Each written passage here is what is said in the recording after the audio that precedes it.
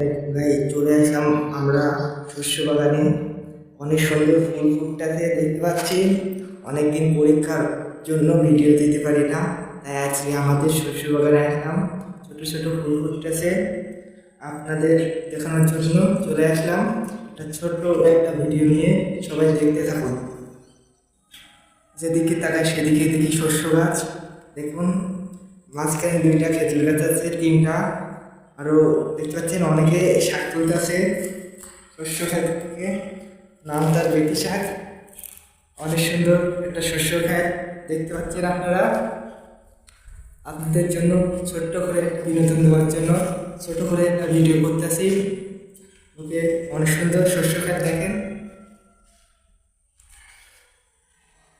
আমার ছোট পাখিদের কণ্ঠ শুনে কত সুন্দর লাগতেছে, আপনাদের বললে বুঝতে পারবো না। অনেক সুন্দর লাগতেছে পাখিদের কণ্ঠ শুনে।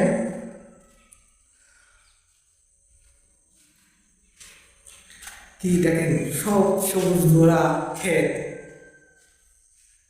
এটা কিন্তু আলু আলু চাষ করেছে, একটা আলু চাষ করেছে। দেখেন দেশ আমাদের দিকে এরকম করে আলু চাষ করে। আর পুরোটাই শস্য খেতে ভরা, দেখতে পাচ্ছেন পুরোই সবুজ। যেদিকে তাকাবেন সেদিকে গাছ ভরা সবুজ, পাখির মিষ্টি মিষ্টি কণ্ঠ ভরা। গান শুনে পাগল হয়ে যাচ্ছি। এতদিন আমি নিজেই গান গাইছি, আজ পাখিদের গান শুনে অনেক সুন্দর লাগতেছে। আমাদের পরীক্ষা চলতেছে বলে কোনো ভিডিও দিতে পারছি না, আজকে চাদরে আসলাম। এই এটা কিন্তু টক পালন গাছ দেখেন, এটা লাল শাক গাছ। এটা আলুর ক্ষেত, আলুর ক্ষেত আর পুরোটা শস্য বাগান। অনেকে কিন্তু শাক তুলতেছে দেখেন, দূর থেকে জুম করে দেখাচ্ছি আপনাদের।